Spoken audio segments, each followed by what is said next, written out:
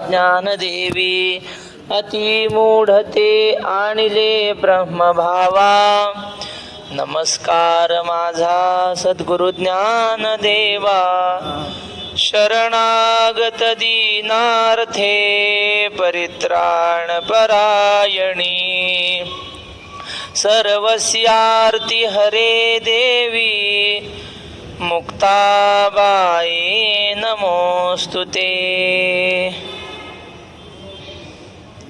हा येणे माने महंतू वरी आम्हा लागी कृपावंतू आता सांग पा येथ घातू चिंतू येईल। अध्याय 2 ओवी क्रमांक 44 इथपर्यंत काल आपण आलो। अर्जुन म्हणतो, देवा माझे गुरुवर्य द्रोणाचार्य हे सामान्य नाहीत, यांचं हृदय गगना एवढं विशाल आहे, आकाशा एवढं विशाल आणि समुद्र इतकं खोल आहे, गंभीर आहे। आमचे हजारो अपराध ज्यांनी सहन केले। काल मी आपल्याला सांगितलं होतं की नाथ महाराजांनी भागवताच्या सुरुवातीला गणपती बाप्पाचं वर्णन केलंय। तुझं माझी वासुचराचरा म्हणून म्हणती लंबोदरा, या लागी सकळांचा सोयरा साचोकारा तू होसी। त्याप्रमाणे आमच्या गुरुचं हृदय असं विशाल आहे की त्या विशाल हृदयामध्ये आमच्यासारख्यांचे असंख्य अपराध त्यांनी सामावून घेतलेले आहेत। मधुरा वाणी होटी तुका म्हणे वाव पोटी, वाव म्हणजे ज्यांच्या पोटात फार मोठी जागा आहे, असे आमचे गुरु आहेत। अरे अमृत विठ्ठल, पण आमच्या श्रीगुरूचं मन कधी आमच्याविषयी वाईट होणार नाही। स्नेहा लागी माये आईपेक्षा सुद्धा दयाळू आहेत आणि हे कारुण्याची मूर्तिमंत पुतळे आहेत। गुणांचा साठा आहे यांच्याकडे, विद्या सिंधू, विद्येचे समुद्र आहेत हे। अर्जुन म्हणे, ज्याला स्वतःचा उद्धार करून घ्यायचा आहे ना, त्याला काही नाही, एक ग्रंथ शिकला तरी खूप झालं। पण ज्याला प्रवचन करायचं आहे, ज्याला विद्यार्थी घडवायचे आहेत, त्याला एक ग्रंथ शिकून चालत नाही। त्याला व्याकरणही शिकलं पाहिजे, त्याला न्याय शिकला पाहिजे, त्याला वेदांत शिकला पाहिजे, त्याला काव्यशास्त्र आलं पाहिजे। जसे वक्ते बाबा होते की नाही, सर्वज्ञ होते, काही विचारा, सर्व दर्शनाचार्य। श्री गुरु राऊत महाराज सांगतात, स्वतःला संपवायचं असेल ना, काही नाही म्हटले, एक चाकूने माणूस स्वतःला संपवू शकतो, पण जेव्हा युद्ध करायचं असतं दुसऱ्याशी, तेव्हा एवढंसं चाकू चालत नाही, त्याला तलवार पाहिजे धार लावलेली, हातात ढाल पाहिजे, दुसऱ्यांना मारायचं असेल तर सगळंच पाहिजे। तसं आमच्या गुरुकडे सगळं आहे, त्यांना शस्त्रविद्या येते, त्यांना काव्यशास्त्र येतं, त्यांना संगीतशास्त्र येतं, त्यांना व्यवहारशास्त्र येतं, वेदांत येतो, सगळे विद्या सिंधू। म्हणजे वर्णनच करायचं झालं तर शंकराचार्यांचं वर्णन केलंय बघा, नाही व्यासांचं वर्णन केलंय। अचतुर्मुखो, काय अचतुर्वदनो ब्रह्मा, याला 4 तोंड नाहीत, पण हे ब्रह्मदेव आहेत। द्विबाहुर परो हरिही, यांना 4 हात नाहीत, 2च हात आहेत, 2 हात कमी असलेले विष्णूच आहेत म्हणले। अभाल लोचन शंभू भगवान बादरायण हा, म्हणले यांना 3रा डोळा नाही, पण तरी सुद्धा हे शंकर आहेत, असं यांचं वर्णन केलंय व्यासांचं। तसे म्हटले व्यासासारखी यांची योग्यता आहे, व्यासांसारखी योग्यता कोणाची? द्रोणाचार्यांची। विद्या सिंधू निरवधी येणे माने महंतू, अशा प्रकारचे हे महान आहेत, मोठे आहेत। आता इथं महंत शब्द आलाय म्हणून सांगतो हा। महंत कोणाला म्हणतात आपल्याकडे? मठाधिपती, गणपती जे असतील त्यांना महंत म्हणतात। या ओव्यांवरून असं दिसतं की महंत कोणाला म्हणतात? एवढे गुण ज्यांच्याकडे आहेत त्यांना महंत म्हणावं, त्यांनी गादीवर बसावं। किती विद्या सिंधू पाहिजे, आकाशासारखं विशाल हृदय पाहिजे, विचारांना समुद्रासारखी खोली पाहिजे। एवढं ज्यांचं असेल, सहजासहजी ज्यांचं मन लगेच विटणारं नाही पाहिजे, असे जे असतील, येणे माने म्हणतो वरी आम्हा लागी कृपावंतू। अर्जुन म्हणतो एवढे ते मोठे आहेत आणि हे असून ते आमच्याविषयी कृपावंत आहेत, आमच्याविषयी त्यांच्या मनात दया आहे, प्रेम आहे आमच्याविषयी। तुम्हाला मी काल सांगितलं होतं ना, द्रोणाचार्य म्हटले की मी अर्जुनाला मारू शकत नाही, तो माझ्याकडे शिकलेला आहे महाराज, नाथ महाराजांनी काय सुंदर लिहिलंय. नाथ महाराज म्हणले, हे बघा, पाण्यामध्ये छोटासा खडा टाकला ना, असा टाकला की बुडून जातो नदीत, आणि एवढं मोठं खोड पडलं पाण्यात, ते बुडत नाही. का बुडत नाही? ते पाणी म्हणतं, याला लहानाचं मोठं मी केलं, मी याला कसं काय बुडू? खोड म्हणजे झाडाचं असतं ना ते पाणी म्हणतं, अरे याला लहानाचं मोठं मी केलं, याला मी बुडवू शकत नाही. तसं द्रोणाचार्य म्हणतात, मी इतर सगळ्या जगाला मारून टाकीन, अर्जुनाला मारू शकत नाही, कारण त्याला मी धनुर्विद्या शिकवली, तो माझा शिष्य आहे, मी त्याला कसा मारू? आम्हा लागी कृपावंत. जुने लोक सांगतात, वैकुंठवासी रंगनाथ गुरुजी रात्री 1-1:30लाच उठायचे. पोरांना माझे, उठा रे, लिहून घ्या, मला आता आठवलंय, पुन्हा आठवेल सांगता येत नाही. कारण त्यांचे असे विचार आहेत महाराज, तुम्ही जर वाचल्या ना त्यांच्या कोट्या, तर ते कुण्या ग्रंथात नाही मिळणार, सिद्धांताला धरूनच असणार, पण एकदम सोपं अलौकिक. गुरुजींच्या कोट्यांचं काही पुस्तक भेटलं तर घ्या विकताना, अवश्य वाचा. वेदांत ज्याला कळून घ्यायचं आहे ना, एकदम सोपं सांगितलंय. आता मला आठवली एखादी तर सांगेल बोलता बोलता. तर हे मला हे सांगायचं होतं की रात्री 1-1:30 वाजता गुरुजी उठायचे, पोरांना म्हणायचे लिहून घ्या, मला पुन्हा आठवणार नाही, कदाचित विसरून गेलं तर मग कायमचंच विसरून जातं. आणि गुरुजी झोपलेले जरी असले ना, त्यांचा पाय असा हलत राहायचा म्हणे. म्हणजेच काय, ते सारखं चिंतन करत राहायचे, डोक्यात दुसरं काही नाहीच, वेदांतच, दुसरं काही नाही. एक सहज गुरुजींचं वाक्य आठवलेलं सांगतो.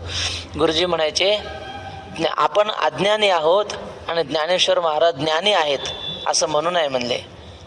असं जर म्हणलं तर तुम्ही आपली तुलना माऊलीशी केल्यासारखं होतं, किंवा माऊलींना आपल्या तराजूत बसून आपण मग एका तराजूत आपल्याला बसवलं आणि एका तराजात माऊलीला बसवलं आणि मोजून मग किंमत केली. अशी किंमत होत नाही म्हणले माऊलीची. फक्त एवढंच म्हणायचं की माऊलीच्या ठिकाणी अज्ञान नाही, आपण अज्ञानी ते ज्ञानी असं म्हणून माऊलीची किंमत करायची नाही. आम्हाला शाळेमध्ये श्लोक होता, सोनं सोनाराला भांडू लागलं.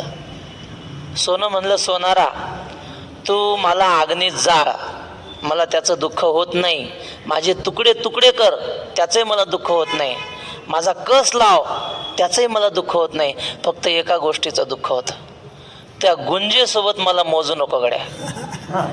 गुंजेसोबत मला मोजलं ना, त्याच्या इतकं दुःख. गुंजेची काय किंमत आहे? म्हणजे आता नवीन मुलांना गुंज समजणार नाही. गुंज म्हणजे माहिती आहे तुम्हाला? नाही ना? एक बी आहे, बी एका वेलाची. गुंजेचं झाड का वेल असतो? वेल असते ना, ते बी आहे. जुन्या काळात त्यानं मोजायचे सोनं, गुंजभर सोनं दिलं असं म्हणायचे. तर ते सोनं म्हणते, गुंजाची काय किंमत आहे? टोपल्यानं मिळतात गुंजा, आणि त्या गुंजेसोबत सोनं मोजायचं. आणि मग सोन्याचे ते म्हणतं, पाया पडतो, मला जाळ तोड काही कर, पण तिच्यासोबत मला मोजू नको. बस गुरुजी म्हणायचे तसं आपल्यासोबत माऊलीला मोजून माऊलीची किंमत करायची नाही. माऊली मोठेच आहेत. सांगण्याचं तात्पर्य काय, हे गुरुजींना असं सुचायचं. आणि ते रात्री अपरात्री उठून पोरांना म्हणत, लिहून घ्या. हे विद्यार्थ्याविषयी त्यांच्या अंतःकरणात दया होती. मुलांचा उद्धार झाला पाहिजे, त्यांना शास्त्र कळालं पाहिजे. हे आमच्याविषयी एवढे दयाळू आहेत देवा. कधी द्रोणाचार्यांचं असंच होतं, रात्री अपरात्री यायचे, काही एखादा मंत्र सुचला, अरे उद्या पाठात आठवल तसाच राहून जाईल, त्यापेक्षा आताच उठवान लिहून घ्या. हे रात्री अपरात्री उठून आम्हाला शिकवायचे गुरुजी. आमच्याकडे एवढं शिकून घेतलं, आम्हाला की कृपावंतू. आता सांग पा इथं घातून चिंतू येईल. मग सांग बरं देवा, आता त्यांच्याविषयी मनात माझ्या विरुद्धपणा येईल, वैर येऊ शकतं का?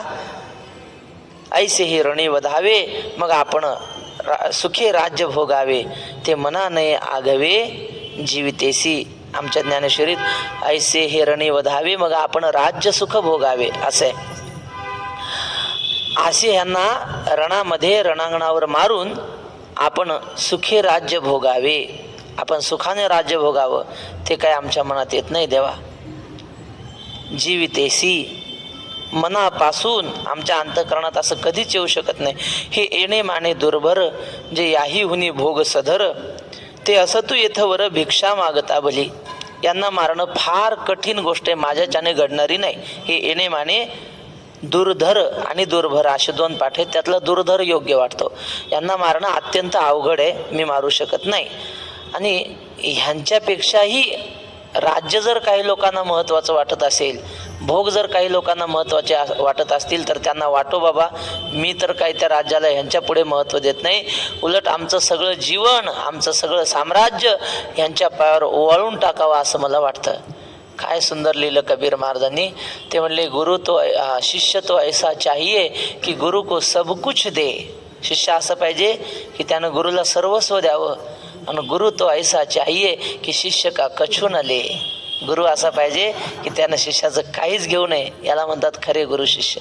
तसं अर्जुन म्हणतो आम्ही सर्वस्व ह्यांच्या पायावर ओवाळून टाकायचं का त्या राज्यासाठी ह्यांना मारायचं? कसं आहे देवा हे असं तू येतं बरं भिक्षा मागता भले. हे जाऊ दे आम्हाला, जर तू म्हणशील मग यांना नाही मारलं तुम्हाला राज्य नाही, भीक मागून खाऊ, पण यांना मारणार नाही, भिक्षा मागता भली. आता हे भिक्षा मागता भली हे अर्जुनाचं उपरोधानं बोलणं आहे. भीक मागलेली बरी, पण आता ह्या भिक्षा मागता भलीवर फार सुंदर चिंतन आहे. भिक्षा खरंच चांगली मागितलेली. त्यांनी असं सांगितलंय महिपती महाराजांनी, तुकाराम महाराजांचं चरित्र लिहिलं ना, तर ते म्हटले पै भिक्षेचे अन्न परम पवित्र, शास्त्री निर्णय केला थोर, साधक जनी सेविले जर, बुद्धी विस्तारे तयाची. म्हणजे भिक्षेचं अन्न जर खाल्लं ना तर शास्त्राने सांगितलं जो भिक्षेचं अन्न खाईल त्याची बुद्धी विस्तार पावते, त्याला सहज कळतं पाठ ऐकलेला. म्हणून मोठे मोठे होते आळंदीला शिकायला, मोठे श्रीमंताची मुलं, पण आळंदीत शिकायचं म्हणलं की माधुकरीच मागायची. माधुकरी मागितल्यानं काय होतं? बुद्धीचा विस्तार होतो, नम्रता अंगी बाणते असं शास्त्र सांगतं. म्हणून कितीतरी जुने वारकरी त्यांनी आयुष्यभर भिक्षेचा नियम पाळला महाराज. इथं कोणतरी पंढरपूरमध्ये होते म्हणतात, ते पुसदचे होते, आता मला त्यांचं नाव मी लिहून ठेवलेलं आहे, वाघ महाराज सांगायचे. कोमटी समाजाचे होते कोणीतरी, पुसद आपल्या यवतमाळ जिल्ह्यात आहे ना पुसद, तिथले. नांदेड का यवतमाळमध्ये, पुसद काय यवतमाळमध्ये, तर तिथले होते ते कोंडेवार का काहीतरी आडनाव. तर ते इथं पंक्ती घालायचे पंढरपुरात, पंचपक्वान्नाच्या पंक्ती सगळ्या पंढरपुराला. आणि जेवढे पाठ सांगणारे महात्मे होते ना त्या काळात, त्या प्रत्येकाच्या नावावर 5-5 हजार रुपये त्यांनी टाकले होते. त्यावेळेस श्रीमंत होते ते. आणि पंगत घालायचे, महापंगत, पंचपक्वान्न किती खा, पोटभर, मुक्तद्वार. आणि स्वतः पंगत देणारे असून पंक्तीत स्वतः जेवायचे नाही, स्वतः माधुकरी आणायचे. पंक्तीच्या दिवशी सुद्धा ते म्हणले मी पंक्तीत जेवणार नाही, मी आपलं माधुकरी आणणार. त्यांचा नियम माधुकरीचा. असो, वारकरी माधुकरीला कामधेनू म्हणतात. समर्थ रामदास स्वामींनी काय लिहिलंय? भिक्षा मिसे परीक्षूनी सोडावे सकळ जन. भिक्षेचं निमित्त असतं, पण त्या निमित्तानं आपण लोकांच्या घरात जाऊन लोकांच्या घरातली परिस्थिती पाहू शकतो. आपल्याला समाजाला मार्गदर्शन करायचे ना, मग लोकांच्या घरात काय चालू आहे हे आपल्याला भिक्षेला गेल्यावर कळतं, आणि त्या निमित्ताने आपण सगळ्यांचं परीक्षण करावं. असो, तर अशा प्रकारे भिक्षा मागता भली याच्यावर सांगितलं. भिक्षा मागणं चांगलं आहे. आता खरं सांगा, आपण चातुर्मासात भिक्षा मागून खातो. घरच्या अन्नात जे विचार आहेत ते मधुकरीच्या अन्नात महाराज फार पवित्र विचार असतात. मधुकरी घेऊन येताना जाताना मनामध्ये सात्विक विचार येतात. घरचं अन्न खाल्लं की तुझ्या काय बापाच्या घरचं खातो का असं म्हणतो, लगेच अहंकार. इथं मनावर तुझ्या बापाच्या घरचं खातो का तसं म्हणू शकत नाही आपण, देवाचंच खातो ना आपण. मग तो अहंकार कमी करण्याचं काम भिक्षेचं अन्न करतं. पण ही भिक्षा विद्यार्थ्याने, अभ्यास करणाऱ्याने, वारकऱ्याने, साधकाने बरोबर आहे.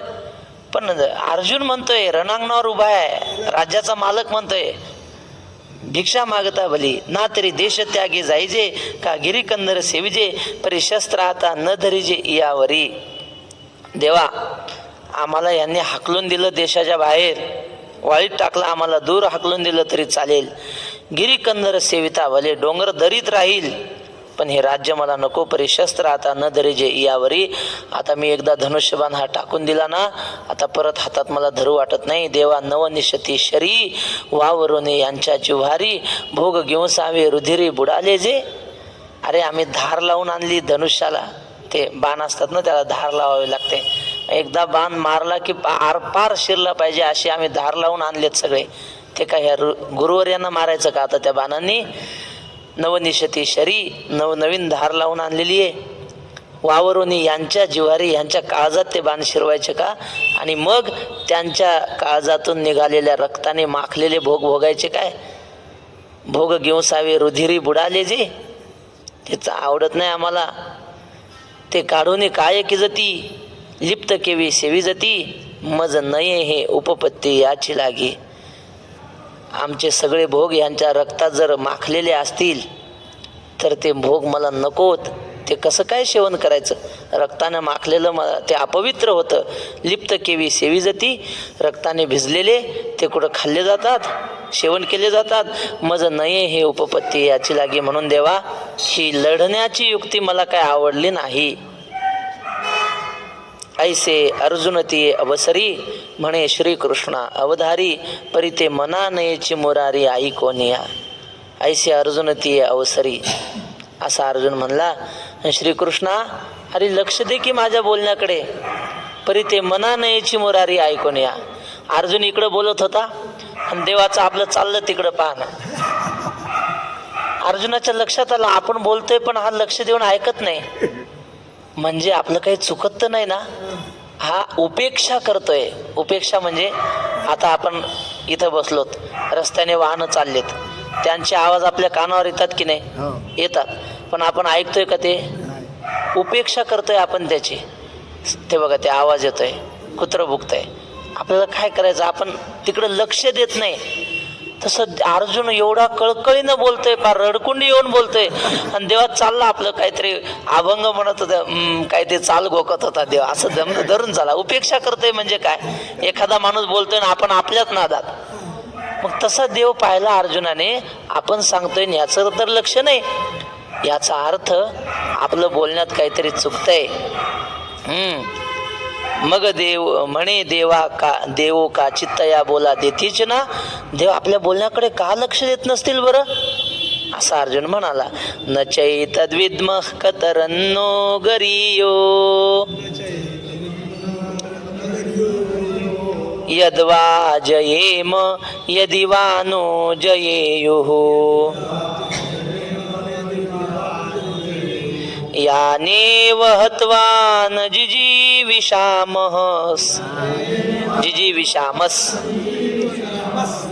तेव स्थिताः प्रमुखे धार्तराष्ट्राः.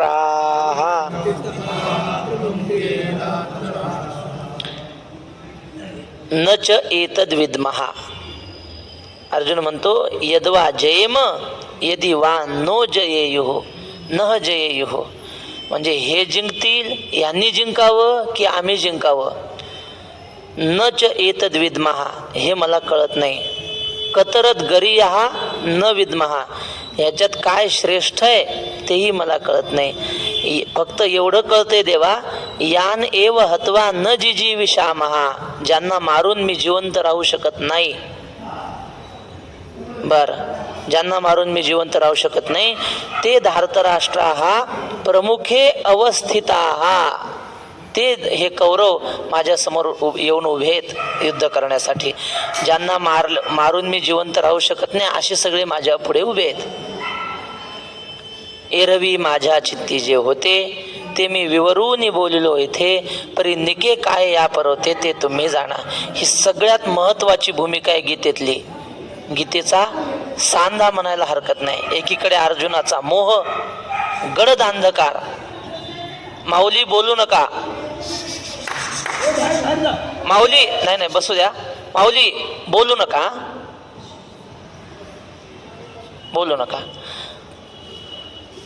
एकीकडे अर्जुनाचा गडद मोह आणि आता त्या मोहाकडून, अंधकाराकडून आता प्रकाशाकडे जायचंय. आणि मधला सांधा आहे हा. अंधकार थोडा इथं पातळ झालाय असं म्हणा. अर्जुनाला संधी भाग आहे. संधी म्हणजे दोन डोंगर एकत्र येतात ते, हा मधला भाग. आता हा अर्जुनाचा मोह नाही, पण मोह जरा ढिला झाला.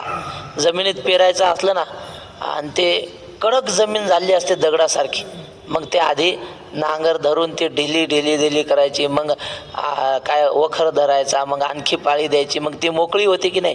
तशी आता जरा ढिली झाली अर्जुनाच्या मनातला तो मोह. तो म्हणतो देवा, एरवी माझ्या चित्ती जे होते ते मी विवरून बोललो येथे, परी निके काय या पर्वते ते तुम्ही जाणा. माझ्या मनात जे होतं की नाही ते सगळं मी विवरूनी म्हणजे अगदी स्पष्टपणे सांगितलंय तुला, विवरूनी बोलले होते. परी निके काय या पर्वते ते तुम्ही जाणा. पण देवा ह्याच्यातलं योग्य काय? निक म्हणजे योग्य. काला वाटू एकमेका वैष्णव निका, निका म्हणजे चांगला. तसं याच्यातलं चांगलं काय ते तुम्ही जाणा, ते तुला माहिती आहे देवा, तुम्हाला माहिती आहे. परी वीरू जयांशी ऐकी जे या बोलीची प्राण सांडे जे आता येथ संग्राम व्याजी उभे आहाती. पण ज्यांच्याशी वैर करणं हा शब्द ऐकल्याबरोबर आमचा प्राण निघून जावा अशी ही सगळे आमच्या पुढं लढण्यासाठी उभे आहेत देवा. आता ऐसिया ते वधावे की अव्हेरोनिया निघावे या दोही माझी बरवे ते नेणो आम्ही. आता यांना मारावं की इथून निघून जावं, यांचा त्याग करून निघून जावं, या दोघांपैकी काय योग्य आहे ते काही मला समजत नाही, असं अर्जुनाने आपलं अज्ञान व्यक्त केलं. मला काही कळत नाही म्हणतोय की नाही. बस परमार्थाची पहिली पायरी आपलं अज्ञान मान्य करणं, ही परमार्थाची पहिली. हम किसी से कम नाही, मग काही मिळणार नाही.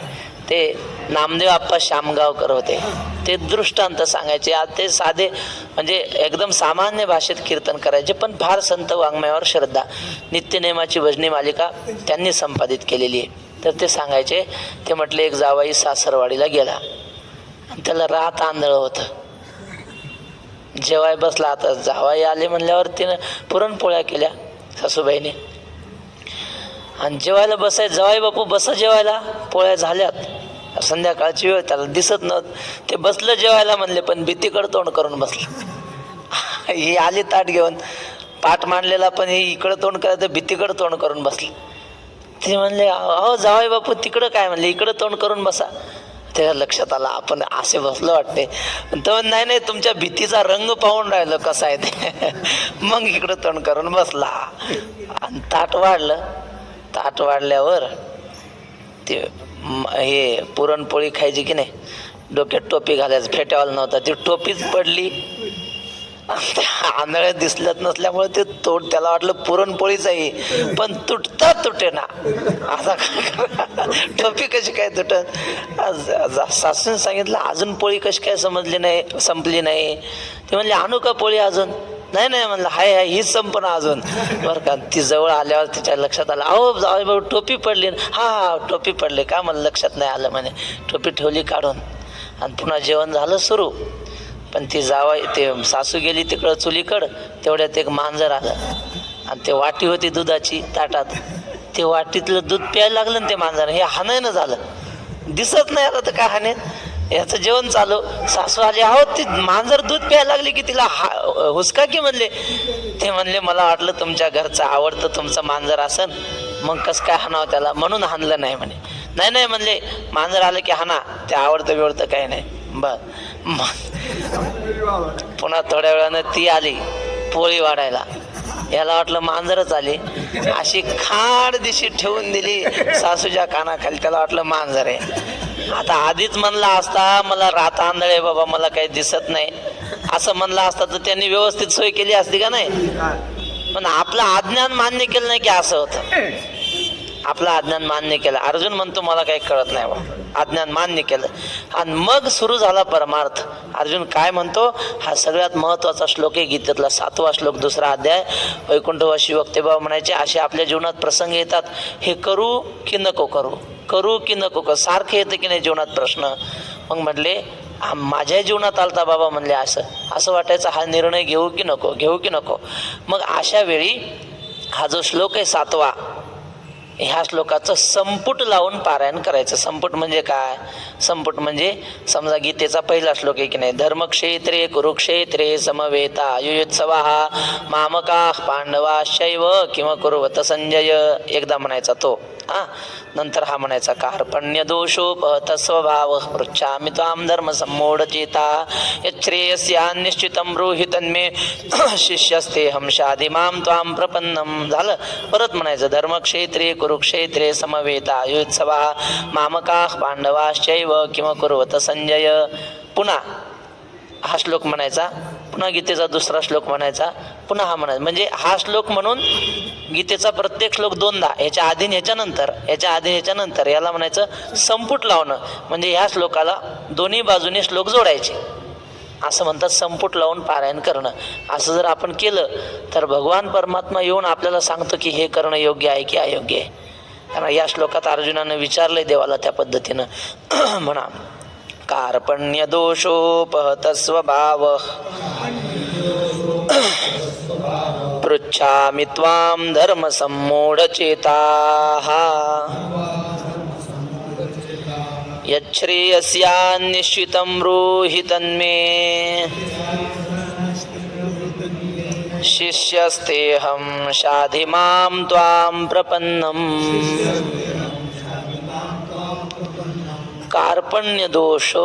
कार्पण्यदोषः उपहत स्वभावः धर्मसम्मूढचेताः त्वां पृच्छामि.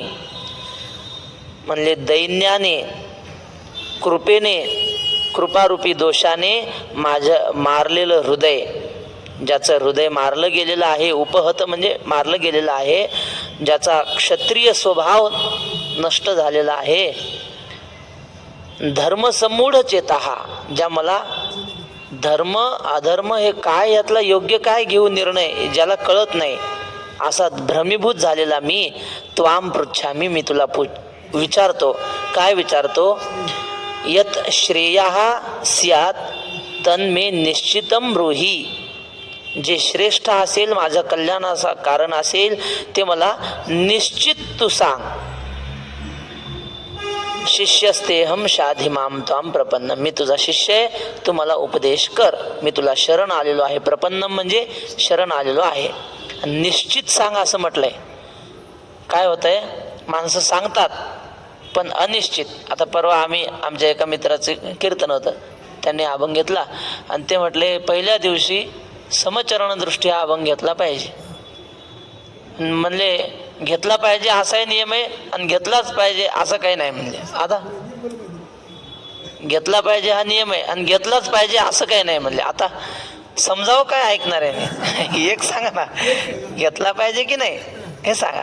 असं म्हणा की देवकर महाराजांच्या फळाचा नियम आहे की पहिल्या दिवशी समचरण दृष्टीच हा अभंग घेतला पाहिजे, हा देवकरांचा नियम आहे असं म्हणा. म्हणजे कळेल की त्यांचा नियम आहे, बाकीच्यांनी केला नाही चालेल. पण असं द्व्यर्थ बोलू नका. ऐके एक सारा ते बोधिजे, तरी एकनिष्ठची बोलीजे. हे आणखी काय सांगिजे तुम्हा प्रती, 5व्या अध्यायात अर्जुन म्हणतो. त्याप्रमाणे देवा निश्चित काय ते सांगा, एक निश्चित मला सांगा. शिष्यस्तेहम शाधि माम त्वाम प्रपन्नम. मी तुझा शिष्य आहे, मला तू उपदेश कर. असे शिष्यत्व घेतल्याशिवाय जमत नाही, कमीपणा घ्यावा लागतो. घडलेलं प्रसंग सांगतो. तुंतुने महाराज इतके नाही आपले, त्यांनी सांगितलंय. ते म्हणले कर्नाटकामध्ये एक मोठा संस्थान आहे. त्या संस्थानचे पहिले महाराज वारले. मग दुसऱ्या महाराजाला बसवलं गादीवर. पण दुसऱ्या महाराजांनी काही शास्त्र शिकलेलं नव्हतं, प्रवचन नाही, कीर्तन येत नव्हतं. पण आता गादीवर बसल्यावर करावंच लागतंय प्रवचन. मग लोक प्रवचनाला बोलवायचे. यांचं एकच बसलेलं होतं, तेच प्रत्येक ठिकाणी तेच हाणायचं प्रवचन. मग लोक मग म्हणायचे, महाराज हे त्या दिवशीच सांगितलं होतं तुम्ही. मग ते बरं वाटत नाही ना, मग काहीतरी शिकलं पाहिजे. मग असे तुमच्यासारखे एक वारकरी होते, त्यांचा विचारसागर झालेला होता. ते महाराज म्हणले, वारकरी महाराज मला विचारसागर शिकवा म्हणले. बरं शिकवतो म्हणले. मी तुमच्याकडे येणार नाही, तुम्ही तिथे यायचं मंदिरावर आणि तुम्ही मला शिकवायचं.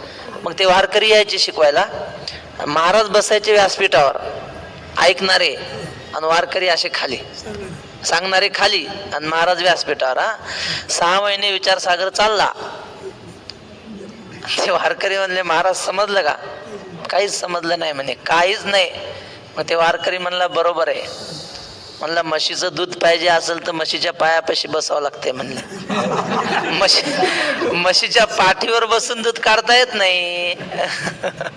गुरुकडून ज्ञान घ्यायचे ना, गुरुच्या पायापाशी बसावं लागतंय. गुरुच्या उरावर बसून ज्ञान सांगा, तसं असते कुठं.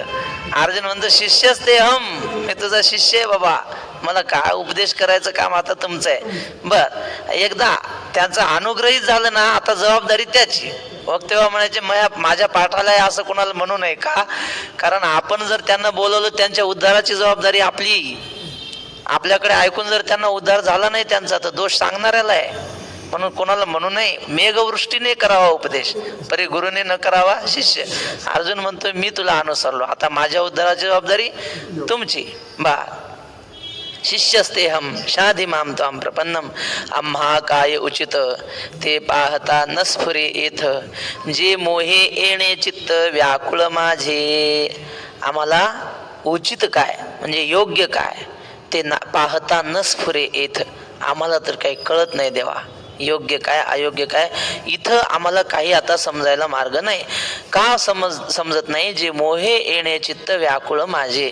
मोहानं चित्त व्याकुळ झालेलं आहे, त्यामुळं समजायला मार्ग नाही.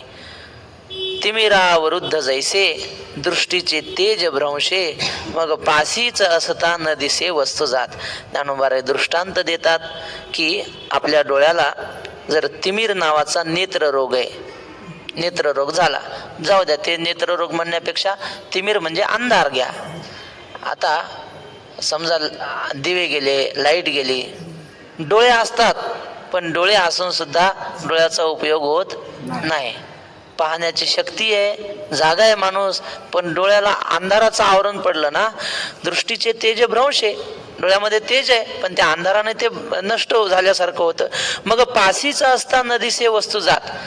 जवळच असते आपली वस्तू, ग्रंथ म्हणा, काही पेन म्हणा, आपल्याला सापडायची असते, सापडत नाही, अंधारामुळे दिसत नाही ती. देवा तैसे मज जाहले जे मन हे भ्रांती ग्रासिले आता काय हित आपुले तेही नेणे. देवा तसं मला झालंय, माझं मन भ्रांतीनं ग्रासून टाकलंय, भ्रम झालाय, काही कळत नाही. आता काय हित आपुले तेही नेणे. माझं कल्याण कशात आहे ते मला काही कळत नाही. भ्रम झाला ना की माणसाला निर्णय घ्यायचं कळत नाही. मग तो भ्रम काढण्याची गुरुकडे ती कला असते. आपले भीमाशंकर गुरुजी आहेत की नाही, त्यांनी सांगितलं होतं मागच्या वर्षी कीर्तनामध्ये दृष्टांत. ते म्हटले एक गुरुजी होते, एका गावात राहायचे, एकटेच राहायचे, खोली भाड्यानं केलेली. त्यांना भजनाची आवड होती. मग आपलं दूध आणायचं, तापवायचं, दूध घ्यायचं. एकादशीला भजन, तर भजनाचा एकादशीचा दिवस होता आणि भजने आले. म्हणले गुरुजी चला भजनाला. दोघं तिघं आले आणि गुरुजीने दूध तापायला ठेवलं होतं, पण दूध एकट्यापुरतंच, गिलासभर दूध. गुरुजीने विचार केला आता ह्यांना मदत बोलू तर मग तिघाला पुरणार नाही, एवढं एवढं घेण्यात काय मजा. आणि रोजचा आपला नियम आहे गिलासभर दूध घ्यायचं, आता ह्यांना देऊन आपण काय घ्यावं. मग आत बोलवलं ते योग्य नाही, आत बोलवणं. मग आलो आलो म्हणले आणि ते दूध तापलेलं होतं की नाही, थोडं कोमट होतं, ते गडबडीनं पियाय गेले बघा दूध. त्याला आलेली ती साय, ते गडबडीनं ते वाट पाहिली म्हणून गडबडीनं पिलं, पण त्याच्यावरची साय होती ना, ते साय पोटात जाताना वरी लक्ष गेलं तर वर पाल दिसली. तर त्यांचा भ्रम असा झाला, आपण गडबडीनं पिलं पण आपल्याला कळत नाही त्यात पाल पडलेली होती. त्यांना वाटलं आपण पालच पिऊन घेतली काय, गिळून घेतली, आणि ते साय होती की नाही जाड, त्यांना ते पालीसारखंच वाटलं गळ्यातून उतरताना. अरे बापरे, आपण पालच गेली आपल्या पोटात. आणि ते वाट चला गुरुजी भजनाला. आणि मग गुरुजी भजनाला गेले, सप्त्याचा पहिला दिवस होता आणि भजनाला गेले, पण सारखं पोटात पाल गेली. आता काही खरं नाही, आता मरतो आपण, असं सारखं डोक्यात. 7 दिवस तेच, बरं सांगता येईना लोकांना. मग 2-3 दिवस झाल्यावर लोक म्हणले गुरुजी काय कळत नाही, तुमची काय तब्येत बिघडली काय. मग मात्र गुरुजीने सांगितलं असं असं झालं. म्हणले माझ्या पोटात पाल गेली. तपासून पाहिलं दवाखान्यात, काहीच नाही. ते एक्सरे काढले, सगळं काढलं, नाहीच तर काय. पण ते म्हणले नाही पाल गेलीच पोटात. दवाखान्यातले सगळे औषधं केले महाराज, काहीच नाही उपयोग झाला.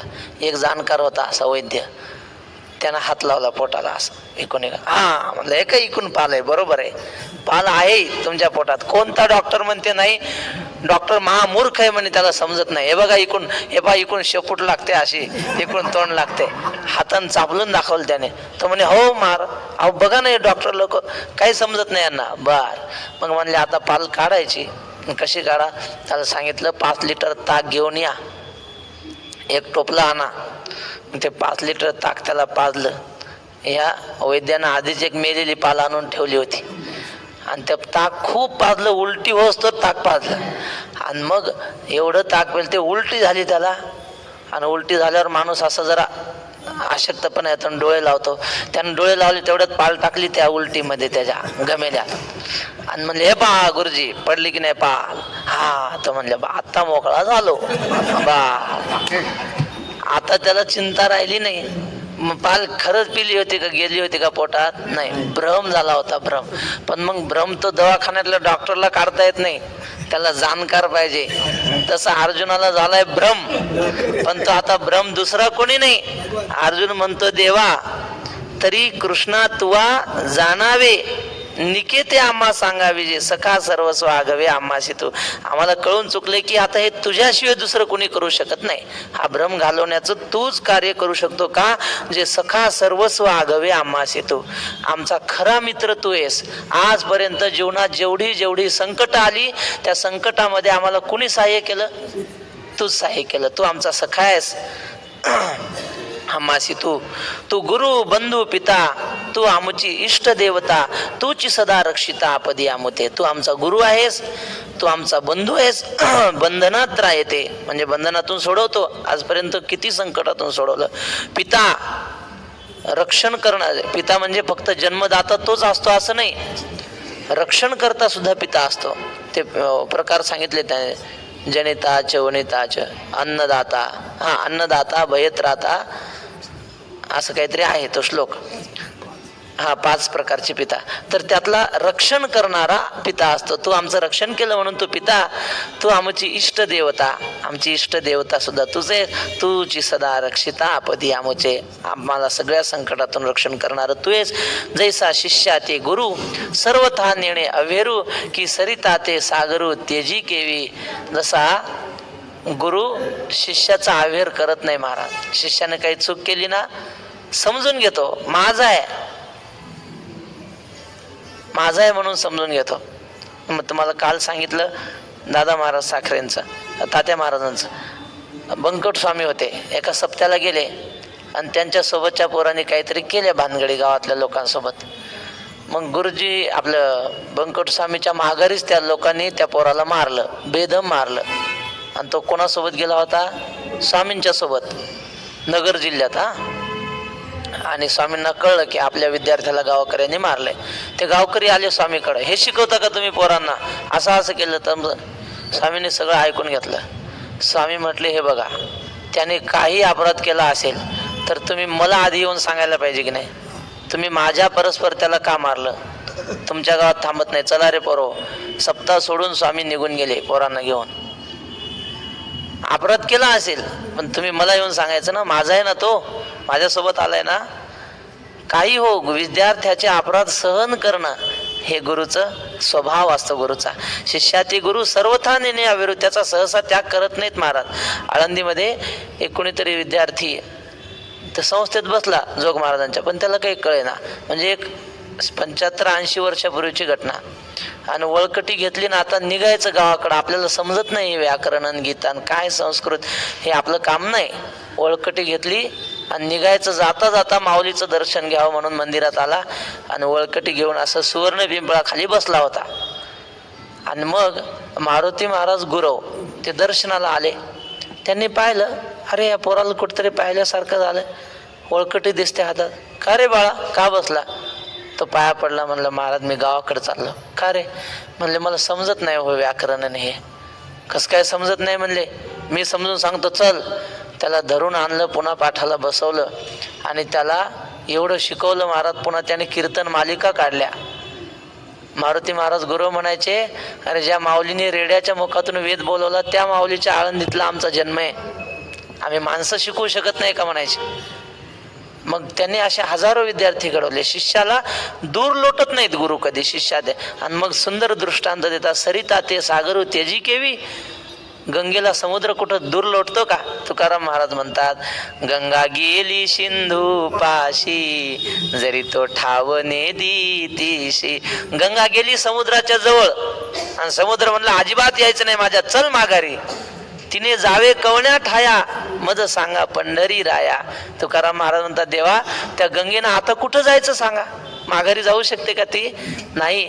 तुका म्हणे आलो शरण आणि देवा तो आका धरिले मौन. तसं आम्ही तुला शरण आलो आणि तू आमचा स्वीकार करत नाही. म्हणजे रामायणातला छोटासा प्रसंग सांगतो आणि थांबतो. प्रभू रामचंद्र धनुष्याला धार लावत होते. अशी असं जंगलामध्ये असताना, वनामध्ये असताना डबक्यात बाण बुडवायचा आणि पुन्हा दगडावर घासायचा, पुन्हा बुडवायचा, पुन्हा दगडावर घासायचा.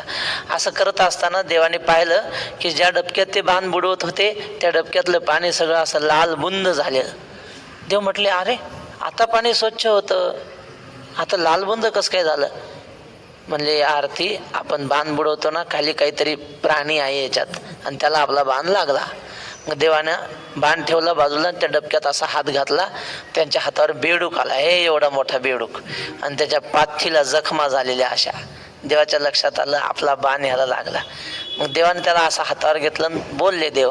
ते देव म्हणले का रे तुम्ही पावसाळ्यात विनाकारण किती मोठ्याने ओरडता.